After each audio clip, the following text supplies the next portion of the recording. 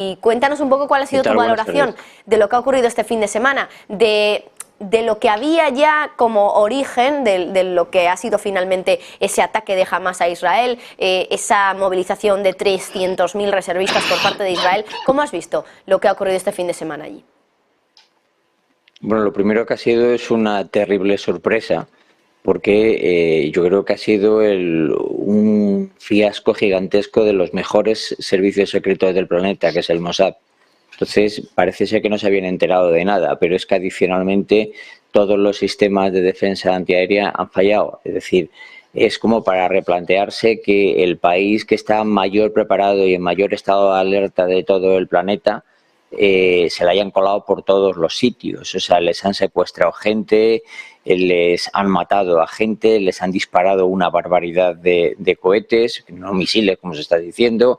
Es decir, ha sido una verdadera sorpresa. Y cuando empiezas a escuchar además los signos que aparentemente habían estado recibiendo, signos indirectos de que podría ocurrir algo y que se les ha escapado, que se me escapen a mí, pero que se le escapen a ellos, da un poco de miedo. Ezequiel, muy buenas tardes a ti también. ¿Cómo has visto lo ocurrido este fin de semana?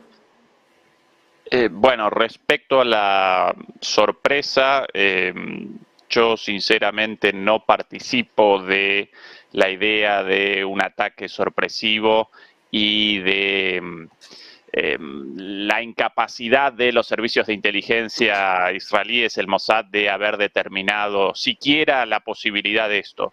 Para mí, el gobierno de Netanyahu realizó la vista gorda frente a esta situación, aparecía seguramente al tanto, pero como capitaliza políticamente esta situación, convalidó este ataque de manera que ahora parece fortalecido frente a la oposición. Recordemos la enorme oposición contra su reforma al Poder Judicial.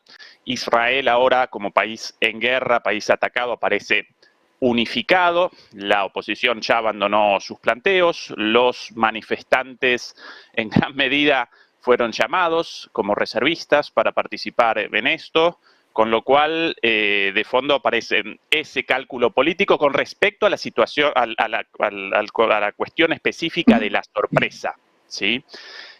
Más allá de eso, como análisis de estos hechos, ¿no?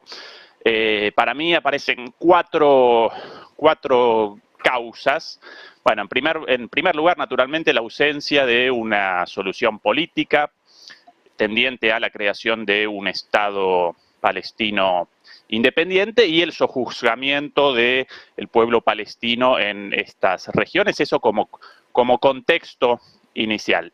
Segundo elemento muy importante, bueno, los cambios geopolíticos a escala global y el acercamiento principalmente de Arabia Saudita, pero también de otros partidos, de otros países del mundo árabe hacia Israel, hacia un entendimiento de camino a la normalización de las relaciones con Israel, lo cual fue rechazado por Hamás, por Hezbollah y por Irán.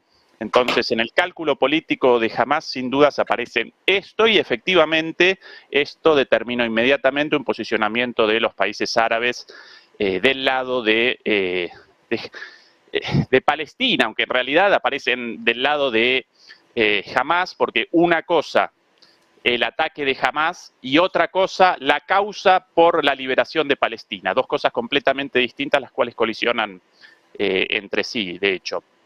Tercer factor relevante en esta cuestión, la disputa interna entre Hamás y la autoridad palestina, ¿sí? Hamás representa la vía militar o la solución, entre comillas, militar a este conflicto, aunque de solución nada. De hecho, entre los ganadores de este conflicto aparecen Hamás y Netanyahu y las fuerzas políticas de la derecha de Israel, con lo cual presenciamos un enfrentamiento entre derechas, entre la derecha islamista del lado de Palestina y la derecha de los pequeños partidos ultraortodoxos, algunos partidos supremacistas y la derecha del Likud de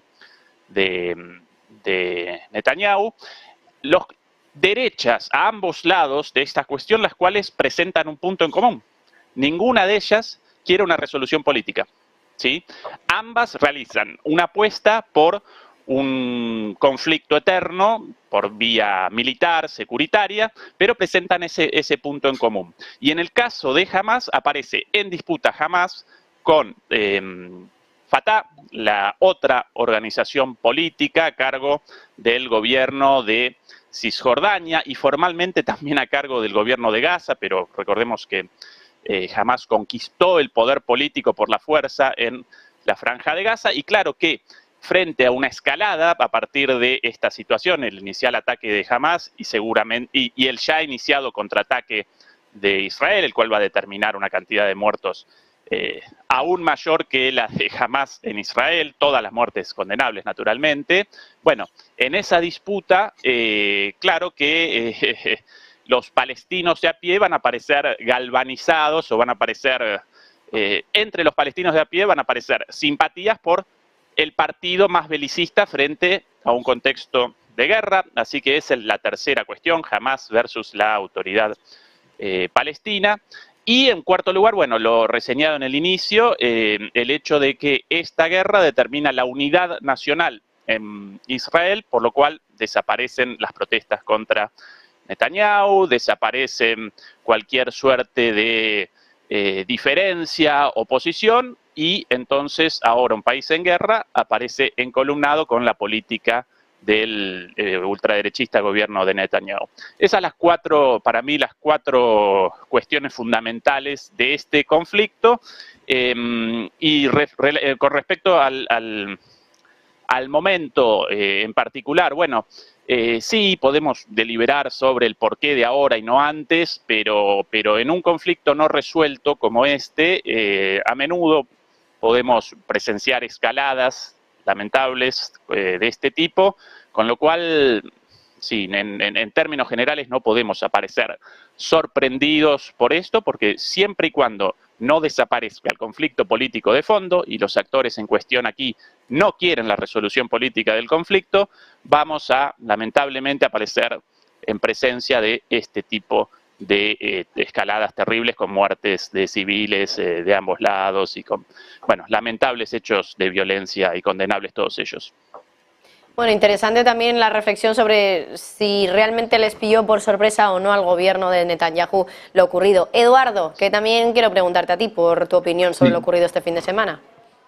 Pues yo he de reconocer que difiero de lo que acabo de escuchar. Yo creo que sí ha habido una sorpresa. No creo que haya ningún partido político por ultraderechista que se ha definido por sí mismo o por otros sea capaz de poner en riesgo la vida de más de 200 personas de su población y recibir más de miles de cohetes en un solo día. Es decir, esto es como, me recuerda a Pearl Harbor cuando dijeron, es que los americanos sabían que los japoneses iban a atacar y por eso sacaron sus portaaviones, ¿no? Pero querían entrar en la guerra y esa fue una operación turbia, ¿no?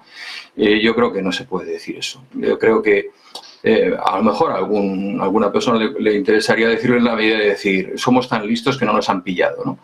Pero yo creo que sí, que les han pillado, pero con el carrito del helado, y les han dado donde menos esperaban y de la forma en que menos esperaban. ¿Por qué? Porque el concepto de guerra también es algo que está evolucionando y evolucionando muy rápidamente. Es cierto lo que acaba de decir Ezequiel, de que, lógicamente, Netanyahu se va a ver reforzado en la medida que un país agredido siempre, y más Israel, se olvida de cualquier diferencia en cuanto le golpean. O sea, ahí se acaba ya la diferencia. Que puntualmente le viene bien porque tenía el problema de la judicialización de la política, los reservistas que no le querían incorporar, tantas otras cosas, ciertamente. Y tal vez ese clima enrarecido haya permitido que hayan perdido el foco en su defensa en algún momento, no lo sé. Pero yo creo que sí ha sido una sorpresa brutal. O sea, ningún país está dispuesto a ver la imagen de una tía violada subida en un jeep con dos tíos pegando tiros, ¿no? O sea, quiero decir, es absolutamente loco. Por otro lado, la solución del problema palestino, la creación de un Estado palestino. Bueno, el Estado palestino se creó el mismo día que se creó el Estado de Israel. Otra cosa es que quisieran fundarlo porque lo que querían es literalmente echarlos al mar, ¿no? pero está ahí. O sea, se crearon 2 estados, se pueden ver los mapas, son un mapa absolutamente demencial, hemos de reconocerlo, pero con 2 zonas claramente diferenciadas, que no se llegó a cumplir nunca, ¿no?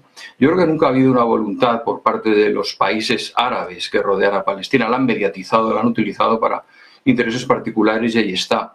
Por otro lado, el hecho de que haya sido este día después de Yom Kippur, bueno, Hezbollah se la tenía jurada a Israel. Quiero decir, como es lógico, hay que decir, son 2 países que están en guerra. A mí sí me ha sorprendido que Netanyahu diga, estamos en guerra. En realidad, el Estado de Israel siempre está en guerra.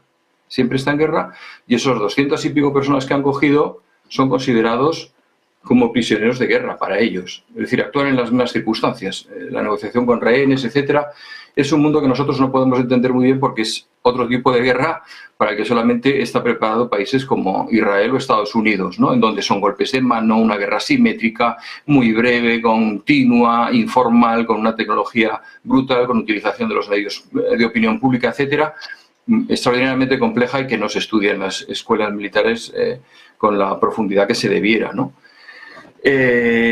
Con todo y con eso, yo creo que Palestina, lo difícil ahora es saber qué es Palestina. A mí me llamó la atención, por ejemplo, que en el telediario dijeran guerra entre Gaza e Israel. Bueno, podía haber puesto Hezbollah, podía haber puesto Hamas, podían haber puesto Palestina, podía haber puesto muchas cosas, ¿no? Pero me llamó la atención. En realidad Palestina es un país tremendamente fracturado. Al-Fatah, digamos que es el lado más laico de toda la historia. Hamas, ya sabemos a quién obedece, a la voz de Irán. E Irán tiene también una voluntad en un momento en el, no lo olvidemos, Israel está en camino de ser reconocido por el otro gran líder del mundo islámico que es Arabia Saudí, país sunita, no chiita, y antes de que eso ocurra yo voy a dar un golpe en la mesa y voy a recordar a todos quién corta el bacalao en este sector del mundo, ¿no? Lo necesitaba dar ese puñetazo encima de la mesa. Y no hay que subestimar a Irán. Irán es un país que está a las puertas del poder atómico. O sea, tiene un ejército muy sofisticado, unos servicios de inteligencia también muy potentes y una presencia en la zona brutal. Con lo cual, pues tengo que diferir en eso. La noticia que has dado me parece lógica. Es decir, que se corte, y yo creo que ya la daban por descontado. Las ayudas de Europa van a desaparecer, por lo menos durante un tiempo. Y la Franja de Gaza vive de las ayudas. O sea que por otro lado tendrán que entrar y podemos sospechar por dónde van a entrar otras ayudas, porque desde luego, si no vienen de Europa ni de Estados Unidos, pues habrá otros actores que sostengan aquello. Energéticamente le cortan la luz, los judíos dependen de ellos para la luz, para el agua, dependen para absolutamente todo. Entonces, realmente este paso lo tienen que haber medido con mucho cuidado y muy calculado, ¿no? Hay muchísimas variables, pero prefiero que la conversación siga fluyendo y vayan saliendo otros temas. Por supuesto, porque hay muchas y voy a intentar ir estructurándolo un poquito para